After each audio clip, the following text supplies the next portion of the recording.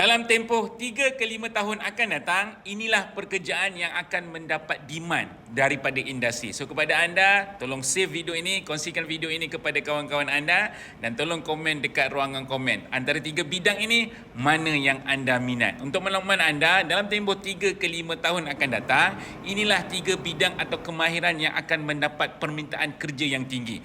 Yang pertama adalah berkaitan dengan AI. Kemahiran AI adalah yang sangat penting. Sekarang ini boleh dikatakan semua industri menggunakan AI. Malah sekarang ini organisasi daripada syarikat kerajaan, corporate department, corporate agencies dan sebagainya akan memfokuskan kepada staf mereka untuk ada kemahiran AI. Yang kedua adalah berkaitan dengan software dan application development.